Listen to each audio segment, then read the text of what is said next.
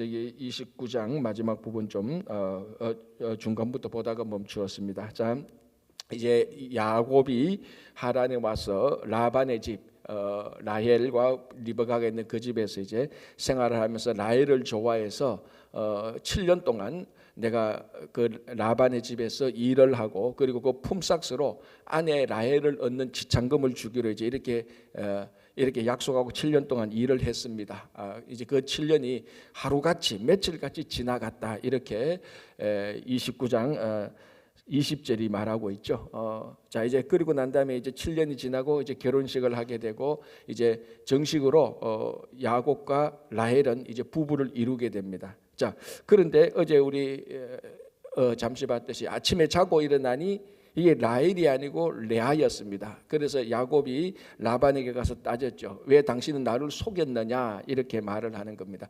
자, 이때 만약에 야곱이 신앙의 각성이 있었다라면은 어떻게 라반이 삼촌이 나를 속였습니까? 이 속인다는 말을 함부로 할 수 없죠. 왜냐하면 자기가 속이는 자 아니었습니까? 그죠?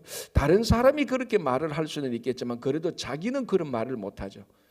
왜 우리가 이런 거 있지 않습니까? 이 말이 사실인데 그 사실을 말할 수 없는 자격이 안 되는 사람들이 있습니다. 참 그런 사람들이 그런 말을 뻔뻔하게 할 때 옆에서 보면 참 우습죠. 그죠? 아니 다른 사람이 다 그런 말을 해도 너는 그렇게 말하면 안 되지. 이거 아닙니까? 제가 얼마 전에 어떤 사람을 만났는데 이제 옛날에 우리하고 같이 신앙생활하다가 이제 요즘은 교회를 안 다녀. 그래서 제가 이제 교회도 나오고 좀 열심히 하자니까 탁 비꼬면서 하는 말이 교회 가봤자 다 그 나물의 그 밥이지 뭐 이렇게 타더라고요. 그래서 제가 그랬습니다.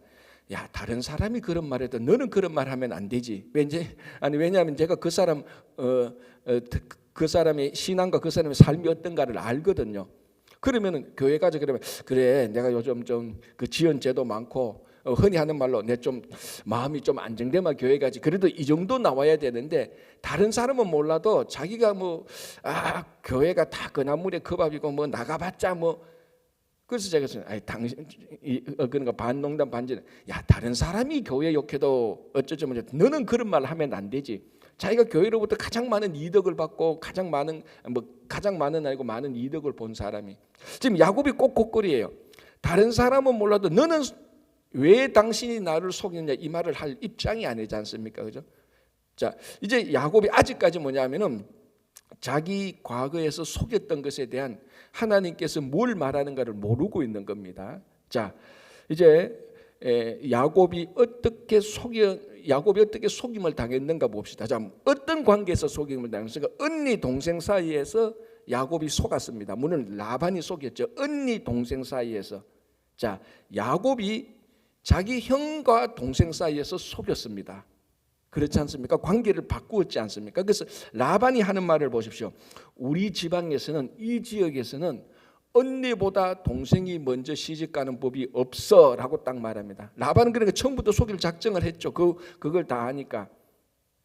자, 언니보다 동생이 먼저 시집가는 법이 없어. 이걸 야곱이 속였던 말로 바꾸면 어떻게 됩니까? 형보다 먼저 복을 받는 동생은 없어 이 말이죠. 똑같은 말이에요, 사실은. 그죠? 똑같은 말이에요. 자, 야곱은 어떻게 했습니까? 형보다 자기가 먼저 속여서 복을 받아냈습니다. 똑같은 케이스예요. 그러니까 이 라반이 말할 때 내가 형의 복을 뺏었구나. 내가 참 잘못했구나. 그거 지금 각성시키는 겁니다. 하나님의 깨우침을 주는 거예요, 이걸 통하여서. 그런데도 전혀 아니 무슨 그런 말을 합니까? 왜 삼촌이 나를 속였습니까? 이렇게 말을 하는. 그러니까 똑같은 편. 이것을 우리가 심리학 용어로 거울 이미지라 그러죠. 거울 이미지. 그러니까 내가 한 모습, 내 행동을 다른 사람의 말과 행동을 통해서 나를 그대로 보여주는 겁니다. 자, 우리 삶 속에 이런 일이 굉장히 많아요. 목회를 하다 보면은 지금 A라는 그 홍길동 집사 앞에 무슨 사건이 일어납니다. 그런데 이 사건은 과거에 홍길동 집사가 했던 그 사건하고 똑같은 거예요. 하나님께서 그렇게 거울을 자꾸 비춰주는 겁니다. 그래서 성령께서 우리에게 역사하실 때는 그 거울을 통해서 내가 이 부분에 잘못했구나 회개할 수 있도록 만드는 겁니다. 얼마나 절묘합니까? 언니보다 동생이 먼저 시집가는 법이 없어. 형보다 먼저 복받는 동생은 없어. 딱 같은 말이에요. 그래서 이스라엘 전성 가운데 유명한 미드라시 전성이 있습니다. 이 전성은 사실이 아니에요. 이 성경 본문을 자기들에 맞게 탈바꿈을 시킨 겁니다. 그 미드라시 전성에 이 내용이 나오는 겁니다. 그 전성에 말하면 이렇게 말합니다. 야곱이 레아를 불러서 말합니다. 당신이 어젯밤에 나를 속였습니다. 내가 당신한테 어젯밤에 우리가 잠잘 때에 당신이 라헬이죠. 나 라헬 당신 너무 사랑해요 라고 말할 때 레아가 예 이렇게 속였다는 거죠. 왜 당신이 레아면서 라헬이라고 속였느냐 이렇게 따져보니까 그 전생에 레아가 이렇게 말합니다. 당신 아버지 야곱이 너가 에서냐라고 말을 할 때 미안합니다. 당신 아버지 이삭이 당신을 보고 에서라고 말을 할 때 당신이 예라고 했지 않습니까? 이렇게 말을 하는 거예요. 그 전성에 있는 거예요. 이거 레아가 어떻게 그 일을 알겠어요? 모르지만은 이제 나중에 후대의 사람들이 이 본문을 그렇게 해석했다. 심은 대로 거둔 거죠. 자기도 속였습니다. 똑같은 패턴에 자기가 속는 겁니다. 여러분 하나님의 일이 거룩하면요 우리 방법도 거룩해야 되는데 지금 야곱도 리브가도 인간적인 방법을 써서 하나님께서는 그거를 볼 수 있도록 거울을 주는 겁니다. 여러분 가장 좋은 거울은 이 성경이에요. 우리가 이 말씀을 보면서 나의 잘못과 나의 부족함과 나의 뻔뻔함과 그리고 나의 교만함과 나의 무지함과 그리고 나의 연약함과 경건하지 못함을 이 거울로 통해서 우리가 가장 완벽한 성경의 거울을 통해서 가장 완벽한 예수 그리스도를 통해서 우리 자신을 볼 줄 알아야 되는 겁니다. 자 27절 이를 위하여 7일을 채우라. 자 이제 라반이 주도권을 행사합니다. 속였으니까 우리가 그 돈 너에게 주리니 너가 또 나를 7년 동안 섬길지니라. 자 그래서 일단 7년 동안 봉사하고 7일 채우라. 그러면 또 일단 라헬은 너의 아내가 되는데 그래도 완전하게 아내가 되려면 7년 더 봉사해야 된다. 그래서 합해서 14년 봉사하게 되는 거죠. 28절 야곱이 그대로 하여 그 7일을 채우매 라반이 딸 라헬도 그에게 아내로 주고 라반이 또 그의 여종 빌하를 그의 딸 라헬에게 주어 시녀가 되게 하고 야곱이 또한 라헬에게도 들어갔고 그가 레아보다 라헬을 더 사랑하여. 자 이게 레아보다 라헬을 더 사랑하여 이 말이 야곱에게도 문제가 없고 라헬에게도 문제가 없고 이 성경을 읽는 우리에게도 문제가 없습니다. 딱 한 명만 문제됩니다. 누굽니까? 레아죠. 레아. 앞에서 말하는 것처럼 우리가 어제 봤죠. 레아는 여기 보니까 시력이 약했다라는 겁니다. 이건 그냥 아이사이트가 약하다 그 쟤처럼 잘 멀리 있는 것을 잘 못 본다 이런 말도 되기도 합니다. 이런 말도 되기도 하지만 이 말이 굉장히 약간 애매모호한 말이 있다 그랬습니다. 시력이 약하다. 그러니까 안경을 써야 된다. 두꺼운 안경을 써야 된다. 이런 말도 되기도 하고 매력이 없다.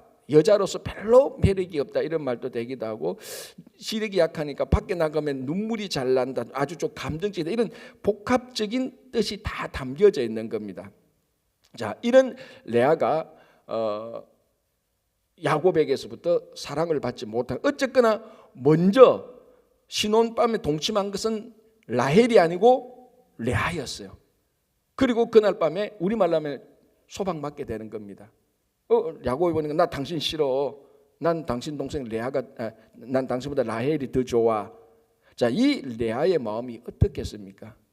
이거는 첫날 밤에 소방 맞아본 사람만 알겠죠, 그죠? 자, 이제 보십시오.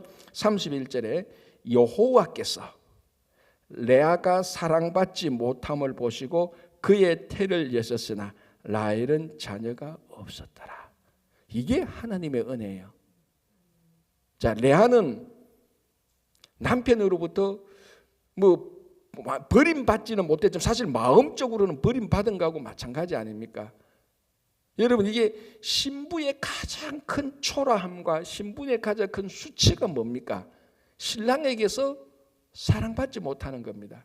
그리고 가장 자기하고 피부친 동생을 신랑이 더 사랑하는 겁니다. 레아는 아까 시력이 약했던 걸로 봐서 그 눈, 감정 이런 걸 볼 때 그걸 너무너무 힘든 거예요. 사랑받지 못한 여인입니다. 얼마나 힘들겠습니까? 자, 이때 하나님께서 레아가 사람으로부터 남편으로부터 사람으로부터 사랑받지 못함을 하나님께서 보신 것입니다. 여기에 하나님의 은혜가 있는 겁니다. 사람에게 사랑받지 못했다고 해서 그러니까 우리가 신앙생활을 하는 거 아닙니까? 사람에게 사랑받지 못했다고 해서 나 인생 끝났어. 나는 성공하지 못한 거야. 나는 사람들이 싫어해. 사람들이 나를 미워해. 이렇게 생각하는 모든 사람들은 창세기 29장 31절을 봐야 됩니다. 여호와께서는 사랑받지 못하는 사람을 사랑하고 그의 태를 여셨다. 자, 여기서 레아에게는 태를 여시겠지만은 다른 사람에게는 갈 길을 열고 막힌 문제를 열어준다는 말하고 똑같지 않겠습니까? 자, 우리 다시 하갈을 한번 보시기 바랍니다. 하갈이 다 잘못했잖아요. 자기가 임신해서 사라를 막 무시하다가 교만하고 이 교만 떨다가 무례하게 행하다가 오히려 후폭풍으로 자기가 쫓겨났습니다. 광야로 쫓겨났어요. 얼마나 서글프겠습니까? 자, 그때 이 광야에서 방황하는 하갈을 위하여서 그냥 하나님이 전적인 은혜로 찾아오셨단 말이죠. 하갈이 기도했던 본문이 없습니다. 하갈은 기도라는 걸 애시당초 몰랐던 여인입니다. 애굽 여인이니까. 자, 그런 패턴이 여기에서 또 나타나는 겁니다. 자, 애시당초 야곱은 레아를 좋아해서 이 가정에 들어온 게 아니에요. 라헬을 좋아한 건 맞아요. 그런데 라반의 관계로 인하여서 레아가 야곱하고 첫날 밤 제일 먼저 동침을 하고 버림받은 거하고 마찬가지입니다. 얼마나 그 가슴이 아프겠습니까? 그때 하나님께서 사랑받지 못함을 보시고 하나님께서 레아에게 태를 열게 하게 하시는 거예요. 자, 그러면은 이제 좀 공평해졌죠? 왜? 라헬은 남편에게 사랑받았고 레아는 하나님에게 사랑받았어요. 자, 이제 이게 이렇게 보면 이제 우리가 어디에 초점을 맞춰야 될지 이제 다 지금까지 라헬 그랬는데 하나님께서 사랑받지 못하는 레아를 사랑하니 레아에게 하나님의 무게가 확 간 겁니다. 자, 이제 그래서 32절 레아가 임신하여 아들을 낳고 그 이름을 르우벤이라 하여 이르되, 자, 아들을 낳고 딸을 낳고 이름을 짓는 것은 그 이름 짓는 자의 신앙, 이름을 짓는 자의 바램, 그리고 이 이름을 가지게 된 아이의 미래, 이런 것들을 다 총체적으로 생각해서 아이의 이름을 짓는 겁니다. 우리나라도 그렇듯이 이 이스라엘 사람들은 고대로부터 이름 짓는 것이 너무너무 중요한 겁니다. 이 이름이 자기가 어떤 상황에서 아이를 낳았고 이 아이가 어떻게 자라고 내가 이 아이로 말미암아 어떤 관계가 되기를 원하는가, 그 모든 것을 총체적으로 지배하기 위해서 이름을 짓는 겁니다. 자, 르우벤이라고 이름을 지었습니다. 그 뜻이 뭐라고요? 여호와께서 나의 괴로움을 돌보셨다라는 거 말입니다. 정확하죠. 이 얼마나 괴롭겠습니까? 신부가 남편의 사랑을 받지 못하는데, 그리고 자기가 자기를 봐도 자기 동생이 훨씬 예뻐. 이 사실 자체도 견딜 수 없는데 이것이 야곱으로부터 완벽하게 증명되어 버렸잖아요. 가슴 아픈 거예요. 우리 이런 거 있잖아요. 나는 왜 이렇게 좀 부족하지? 저 홍길동 씨는 모든 게 잘해. 알고 있는데 그것이 많은 사람들 앞에서 공적으로 증명되어졌을 때는 견디지 못하는 겁니다. 알고 있는 거하고 증명되어지는 거하고. 레아가 늘 라헬을 볼 때 늘 그랬어요.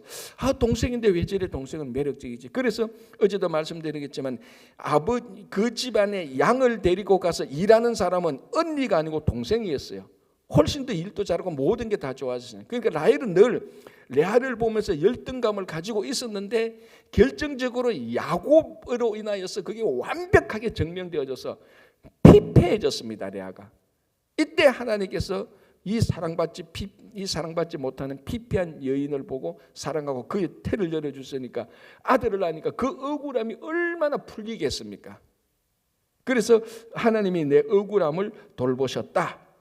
그리고 이제 억울함을 돌보셨다. 이제 내가 아이를 낳았으니 남편이 나를 사랑할 것이다. 여러분, 이 말을 듣는 우리는 얼마나 가슴이 애잔합니까? 레아의 마음이 안 느껴집니까? 남자인 나도 느껴지는데 얼마나 애잔하겠습니까? 아이를 낳아서 이제 내가 아이를 낳았으니 야곱이 나를 사랑하겠지. 이 애잔함이 있는 겁니다. 그리고 굉장히 지금 이 한 구절 한 구절이 실제적인 그 당시 삶을 그대로 확 드러내 보이는 겁니다. 자, 한 번만 끝나는 게 아니라 두 번째 33절. 그가 다시 임신하여 아들을 낳고 이르되 여호와께서 내가 사랑받지 못함을 들으셨으므로. 자, 이걸 원래 사랑받지 못하고 르우벤을 낳았는데도 아직도 사랑을 안 해요. 아직도 사랑을 안 주는 거예요, 야곱이. 자기가 아들을 낳았는데 라헬은 아들을 못 낳고 있는데 그러면 남편이 아들 놓은 레아를 더 사랑해야 되잖아요. 그래도 사랑하지 않는 거야. 아니 아들을 낳고 이 정도면 나를 좀 봐주겠지 했는데 그래도 안 보는 거야. 얼마나 가슴 아프게. 그리고 두 번째 아들을 낳습니다. 그래서 내가 사랑받지 못함을 하나님께서 들으셨기 때문에 이 아들을 주셨다. 그래서 아들의 이름을 시므온이라고 말합니다. 애잔하죠, 그죠? 자, 34절. 그가 또 임신하여 아들을 낳고 이르되 내가 그에게 새 아들을 낳았으니. 우리말로 삼세판 아닙니까? 이때는 결정난데 새 아들을 낳았는데도 남편 야곱이 자기를 덜 사랑하는 거예요. 그래서 새 아들을 낳고 보면 내 남편이 지금부터 나와 연합하리라. 이제 세 명을 낳았으니까 이제는 남편이 내한테 돌아올 수밖에 없다.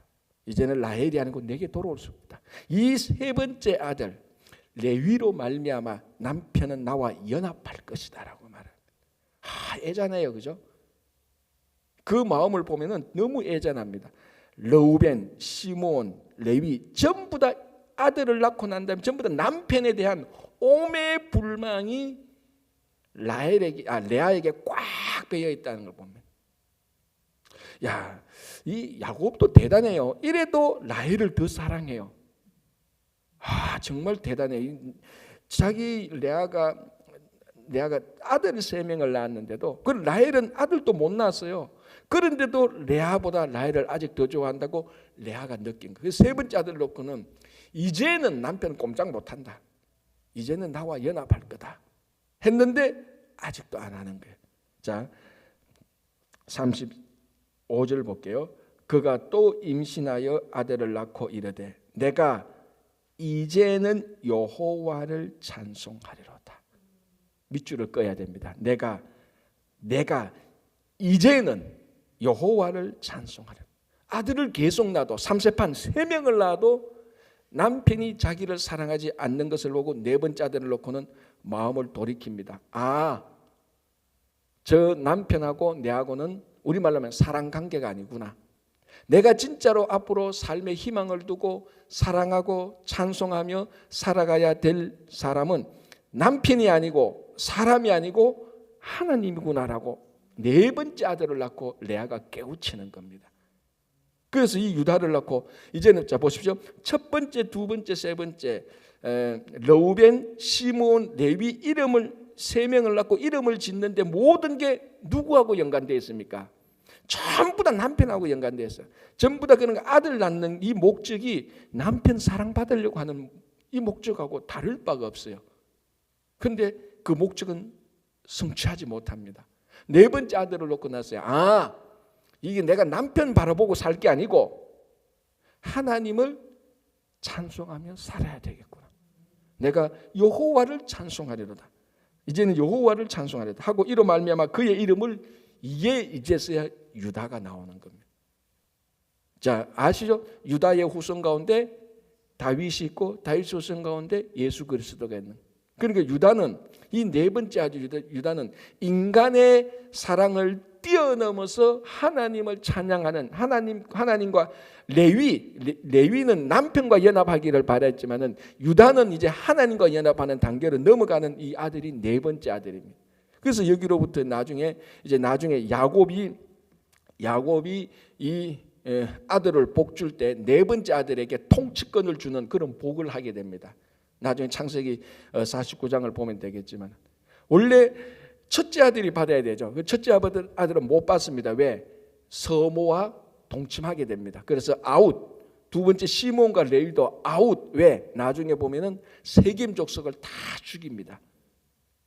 그래서 아웃. 남은 건 유다밖에 없습니다. 그러니까 첫 번째, 두 번째, 세 번째는 가만히 보면 전부 다 인간적인 관계에서 다 넘어지는 거예요. 인간의 사랑을 받으려고 하고 인간의 시기와 인간의 시기와 질투, 경쟁 속에 다 파묻혀 가지고 르우벤, 시몬, 레위는 다 마치 레아가 남편의 사랑을 쟁취하려고 이름을 지은 것처럼 르우벤, 시몬, 레위는 마치 사람의 어떤 사랑이나 그 구도관계에서 다 휩쓸려서 사라져버린, 장자권을 사라져버린 네 번째 아들 유다만 남아있습니다. 그래서 야곱이 이 유다에게 하나님의 통치권을, 네가 하나님의 통치권을 이 땅에서 가지게 될 것이라고 보고를 하게 된, 그게 바로 그 이름에 있는 것처럼 이제, 그래서 레아가 이제는 네 번째 아들을 놓고 3세판 다 지나고 난 다음에 이제는 여호와를 찬송하리로다. 그리고 난 다음에 뭔가 출산이 멈추었더라. 이걸로 이제 다 끝나도 됐어요, 사실은. 물론 이제 나중에 보면은, 이제 오늘 3장 보면은 라헬하고 또 경쟁 관계에서 또 아들 둘을 더 낳긴 낳습니다만, 자, 이렇게 해서 하나님께서 레아를 특별히 사랑하고 특별히 돌보시는 것입니다. 그래서 저는 죄송하지만 저는 라헬보다 레아가 쬐게 더 좋아요. 왜? 나도 시력이 나쁘거든. 저도 시력이 무지 나빠요. 저도. 물론 이 레아가 시력 나쁜 거하고 내가 시력 나쁜 거하고는 좀 차이가 있지만 어쨌거나 한글로는 시력이 약하고 되어 있잖아요. 저도 중학교 때부터 시력이 계속 아직까지 나쁘니까. 그래서 이 레아를 보면서 여러분, 시력이 나쁘다고 동질감을 느끼는 것이 아니고 우리가 사람의 사랑을 갈구하는 것을 뛰어넘어서 이제는 여호와 하나님께 초점을 맞추는 그런 영적인 갈망을 가지면은 레아가 훨씬 더 잘 보입니다. 레아가 잘 보입니다. 그래서 유다를 낳고 하나님을 찬송하는 삶으로 들어갑니다. 자, 30장. 자, 이제 라헬을 봐야죠. 라헬이 자기가 야곱에게서 아들을 낳지 못함을 보고 그의 언니를 시기하여 야곱에게 이르되 내게 자식을 낳게 하라. 그렇지 아니하면 내가 죽겠노라. 야, 이런 언니 동생은 이제 못 말립니다. 이거는 말릴 수가 없어요. 누가 제일 힘듭니까? 야곱이 제일 힘들죠. 큰일 났습니다. 자기 아들 4명 놓은 레아. 그런데 라헬은 좋아하는데 라헬은 지금 아이를 못 낳아. 그래서 라헬은 자기 사랑만 받고 그냥 만족하면 되겠는데 레아가 4명을 놓으니까 참다 못해서 폭발해버리는 겁니다. 그죠? 라헬이 자기 야곱에서 아들을 낳지 못함을 보고 그의 언니를 시기하여. 우리가 볼 때는 지극히 정상적인 겁니다. 그죠? 우리가 볼 때 이상하지 않습니다. 야곱이 가서 자식을 낳게 하라. 그렇지 않으면 내가 죽겠노라. 시기가 좀 과하답니다. 그죠? 과하다. 그의 언니를 시기하여 야곱에게 이르되. 자, 이 부분은 이렇게 보면 라헬은 철저히 여자입니다. 인간적인 여자입니다. 자, 우리가 앞에서 어제 봤다시피 야곱이 우물가에서 라헬을 보고 첫눈에 완전히 반해버렸어요. 라헬은 사실은 굉장히 이뻤던 건 맞습니다. 어제도 말씀드렸던 것처럼 이 성경 본문에서 리브가와는 달리 라헬의 속사람이 어떻다는 것은 언급하지 않았다 그랬습니다. 리브가는 그 종이 묵묵히 바라봤지 않습니까? 그 하는 일을 보고 태도를 보고 그 속을 살펴봤습니다. 리브가는 굉장히 신실하고, 그래서 이 종이 리브가를 이삭의 아내로 데려오는데 성공했습니다. 그런데 우물에서 야곱이 라헬을 봤는데 묵묵히 깊이 바라본 거 아닙니다. 외모가 너무 이뻤어요. 활달하고 막 활기차고 좋았습니다. 일도 잘하고 이쁘고 매력적이고. 그런데 그 속이 어떤가는 아직 덜 살펴본 상태에서 결혼을 했어요. 자, 그런데 이제 살아보니 이 라헬의 시기가 하늘을 찌르는 겁니다. 이게 라헬의 속이 성숙하지 못했다는 면을 보여줍니다. 자, 성경의 전통에서 자녀를 낳지 못하면 반드시 어떻게 했습니까? 하나님께 기도했어요. 하나님께 기도했어요. 왜 하나님께 기도하죠? 생명은 하나님으로부터 오는 것이니까. 그런데 라헬은 그런 생각이 일체 없습니다. 레아가 아이를 낳는 것을 보고, 자, 우리가 31절, 레아가 아이를 낳게 된 것은 어떻게 해서 아이를 낳게 됐죠? 하나님께서 그의 태를 여셨습니다.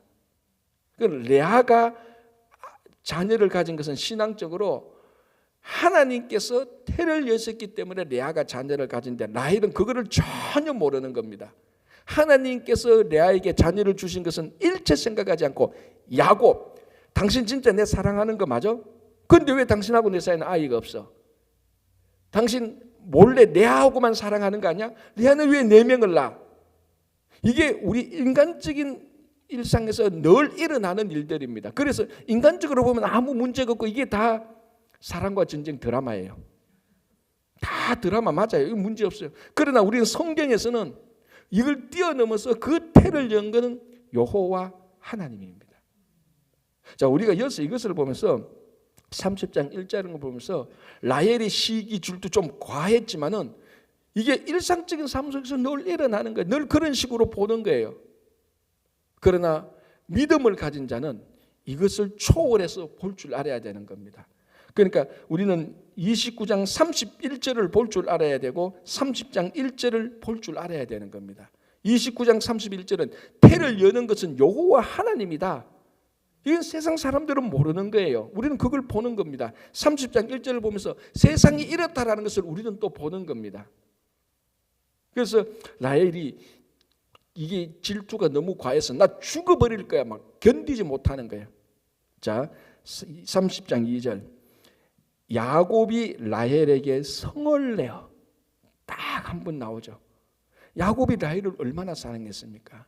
레아가 4명의 아들을 낳아도 야곱은 라헬을 사랑했어요. 진짜 야곱은 라헬을 진짜 좋아했어요. 그런데 라헬은 레아가 4명 아들을 낳으니까 그걸 이제 의심하고 막 화를 내는 겁니다. 아우 힘들어요. 이런 여자들 힘들어요. 야곱이 라헬에게 성을 내요. 그러니까 참다 못해서 야곱이 라헬에게 한 번 성을 냅니다. 뭐라고 말합니까? 그대를 임신하지 못하게 하시는 이는 하나님이시지 내가 하나님을 대신하겠느냐. 여보, 내 진짜로 당신 좋아하는데 내가 좋아하고 레아가 아이를 가지는 것은 우리 소관이 아니야. 생명은 하나님께서 주시는 거야. 당신이 레아가 첫 번째 아들을 낳을 때 내가 그 말 했지. 2번째, 3번째, 4번째 낳을 때 내가 계속 그 말 했잖아. 나 당신을 더 사랑해. 레아가 4명의 아들을 낳아도 난 당신 더 사랑해. 그런데 왜 내게 아이가 없어요? 여보, 그거는 하나님이 주시는 거야. 하나님이 주시는 거야. 그러면 우리가 좀 더 해석하면 이렇게 말하죠. 나는 레아를 덜 사랑해. 당신을 더 사랑해. 당신은 내 사랑 받아. 레아는 하나님 사랑 받도록 하자. 요 말하고 같은 거예요. 어떻게 보면은 이거를 야곱도 되고 레아도 돼요. 이제는 왜? 레아도 4번째 아들을 놓고는 남편의 사랑에 기대지 않습니다. 하나님을 보기로 했거든요. 그런데 라헬만 아직 안 되는 거예요. 라헬만. 왜? 라헬은 속사람이 어떤가를 앞에서 말하지 않았습니다. 전형적인 인간입니다. 사람입니다. 그죠? 자, 3절 라헬이 이르되 내 여종 비라에게로 들어가라. 자, 라헬이 드디어 이제 누구 방식을 씁니까? 첫 번째 사라의 방식을 쓰는 거죠. 아이가 없으니까. 그런데 이 당시는 라헬 사라뿐만 아니라 원래 자녀가 없으면 자기 몸종을 통해서 아이를 낳고 그 몸종의 아이는 자기 아이가 됩니다. 왜냐하면 그 당시 몸종은 자기 소유니까. 그럼 자기 소유의 아이는 여전히 자기 겁니다. 그래서 라헬이 도저히 나 이렇게 안 되겠다. 나도 아이를 가져야 되겠다. 그런데 하나님께서 라헬의 태를 열지 않으니까 물론 라헬은 이것도 모릅니다. 하나님께서 자기에게 태를 안 준다. 그것도 모릅니다. 그래서 자기가 머리를 쓴 게 사라가 실패했던 그 방법을 쓰는 겁니다. 그러니까 사람이 우리 신앙생활 하면서요, 사람이 방법을 쓴다고 하는데 그거 옛날에 우리 믿음의 선조들이 다 써본 실패하는 방법을 쓰는 거예요. 다 써봤다 다 넘어지는 방법, 넘어졌던 그걸 또 쓰는 거예요. 그래서 또 넘어지고 또 넘어지고 하는 겁니다. 라헬이 이르되 내 여종 비라에게 이르더라. 자기 여종 비라에게 너가 아들을 낳아라. 그래서 아들을 낳는데 그게 바로 단이죠. 단. 자, 6절 5절 볼게요. 비라가 임신하여 야곱에게 아들을 낳은지라. 6절 라헬이 이르되 하나님이 내 억울함을 푸시려고 내 호소를 들으사 내게 아들을 주셨다 하고 이로 말미암아 그의 이름을 단이라 하였다. 자, 어떻게 보면은 라헬이 굉장히 신앙적인 말 같아요. 단을 넣고 하나님이 내 억울함을 푸시려고 내 호소를 들으사 아들을 주셨다라고 말한 겁니다. 이게 지금 라헬의 고백인데 어떻게 보면 굉장히 라헬도 신앙 고백을 하는 것 같은데 지금 하나님께서 누구 태를 여셨습니까? 빌하의 태를 열었지 라헬의 태를 열지 않았습니다. 그걸 라헬은 정확히 봐야 됩니다. 정확히 봐야 되는 것이요. 그리고 하나님께서 내 억울함을 푸셨다. 물론 아이를 낳지 못하는 것은 억울하지만요. 레아가 당했던 억울함하고는 비교할 수 없죠. 당신은 남편의 사랑을 레아가 4명의 아들을 낳아도 남편이 당신을 더 사랑했어. 이 정도 사랑을 가지고도 억울했다고? 물론 뭐 자녀를 못 낳았으니까 억울했다고 말할 수 있지만 남편이 그러면 여러분 이 이야기를 듣는 야곱은 어떻겠습니까? 야, 내가 당신을 그만큼 사랑해도 당신은 억울해? 그러면은 야곱의 사랑은 어떻게 되는 겁니까?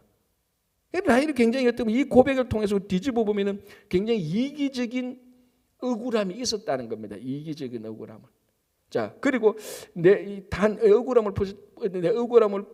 억울함을 푸시려고 내 호소를 들어서 내게 아들을 주셨다. 하나님이 결국 내 억울함을 푸시고 내 호소를 들어주셨다라고 말하는데 법정 이게 원래 사실 좀 법정 용어예요. 하나님이 내 억울함을 들으시고 내가 법정에서 성소하게 하셨다라는 의미입니다. 원어를 그대로 보면 법정에서 자기가 패배하지 않고 이겼다. 누구에게? 언니 레아에게 이겼다는 말이에요. 자, 그 다음 구절이 나오는 거예요.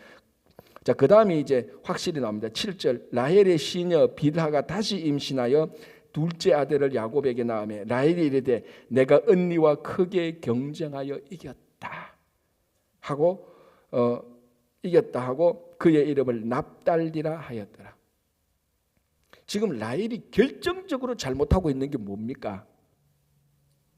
그렇죠. 여러분들은 이런 방식으로 아이를 안 낳아봤으니까 지금 라헬이 결정적으로 잘못하고 있는 게 있습니다. 뭡니까? 자녀 출산을 생명의 존귀함에 두지 않고 남편의 사랑을 받으려는 수단으로 쓰고 있어요. 이게 라헬의 결정적인 실수입니다. 아이를 낳았는데 아이가 목적이 아니야. 이 아이를 통해서 남편의 사랑을 얻으려고 하는 거야. 생명을 낳았으면 생명은 하나님께서 주신 이 생명 자체의 존귀함을 제일 중요하게 여겨야 되는 겁니다. 태어난 아이가 남편의 사랑을 얻기 위한 수단이에요. 수단, 방편의 목적이 아니에요. 이게 라헬이 가장 잘못한 것이고 오늘날 인류가 한 사람 한 사람에 대해서 가장 잘못하게 하는 게 바로 이거하고 같은 생각입니다. 무슨 생각? 사람을 사람 자체의 존귀함을 보지 않고 그 안에 하나님의 형상에 담기는 존귀함을 보지 않고 이 사람을 이용해서 내가 원하는 것을 얻으려고 하는 겁니다. 이게 라헬의 본심하고 오늘 우리가 경쟁 구도에서 이기고 다른 사람을 밟고 내가 얻는 것을 내가 원하는 것을 얻으려고 하는 그 심리하고 하나도 다르지 않아요. 아니 아이를 낳았는데 이 아이를 사랑하고 이 아이를 존경하고 이 아이가 잘 크도록 해야 되는데 이 아이는 관심 없어. 이 아이를 통해서 남편의 사랑을 얻으려고 하는 겁니다. 그래서 크게 경쟁하여 언니를 이겼다. 아이는 어떻게 되든지 자기는 언니만 이기고 남편만 얻으면 돼요. 아이를 놓고 가장 존귀한 생명의 경명을 두고 라헬은 이런 생각을 하고 있습니다. 이게 오늘날 우리가 신앙생활하면서 우리도 혹시나 한 사람을 두고 사람 자체의 그 존귀함을 볼 줄 알아야 되는 겁니다. 그게 하나님이 사람을 만들 때 자기 형상으로 만드신 그 목적하고 똑같은 겁니다.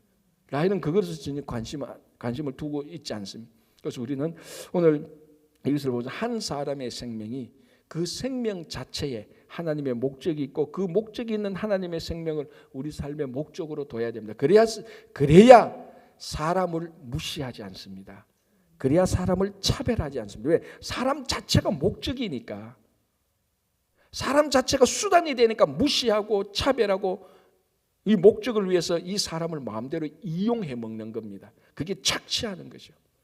그래서 우리 다시 한번 이 본문 앞에서 하나님께서 우리에게 주신 내 생명도 귀중하고 남의 생명도 똑같이 귀중하는 생명의 존귀함으로 살아가신 여러분 되시기 바랍니다. 기도하겠습니다. 하나님 아버지 감사합니다. 하나님께서 우리에게 생명 주셨는데 이 생명을 다른 것의 수단으로 사용하여서 생명의 존귀함을 알지 못하고 무시하고 차별하고 그래서 상처가 생기고 갈등이 생기는 것을 저희들이 보게 됩니다. 하나님 아버지, 저희들에게 하나님의 사랑으로 만족하며 살아갈 수 있도록 도와주시고 인간의 경쟁 구도를 초월하여서 영원히 하나님께 영광 돌리며 살아가는 우리 성도들 되게 하여 주시옵소서. 하나님, 여행 중에 있는 모든 성도들 안전하게 여행하고 돌아와서 함께 예배드리게 하시고 특별히 병상에 있는 육신의 고통 가운데 있는 모든 성도님들 주님께서 이 시간에 친히 찾아가셔서 그들의 연약한 곳마다 아픈 곳마다 다 터치해 주셔서 치유하는 강소로 다시 회복되게 하여 주시사 남은 여생 하나님 잘 섬기게 하여 주시옵소서. 아버지 하나님, 바쁘고 분주했던 여름이 끝나가고 있습니다. 저희들 다시 또 새로운 계절을 맞이하면서 차분히 하나님 앞에 나아갈 수 있도록 주님께서 도와주시고 이번 주 성경 퀴즈 그리고 그 다음 주에 있을 특별 새벽 기도를 통해서 분주함으로 인하여서 약해졌던 하나님의 관계가 기도를 통하여서 다시 돈독하게 말씀을 통하여서 다시 신실하게 이어질 수 있도록 도와주시옵소서. 오늘도 하나님께 영광을 돌리는 삶을 살아갈 수 있도록 인도해 주실 것을 믿으며 예수님의 이름으로 기도하옵나이다. 아멘.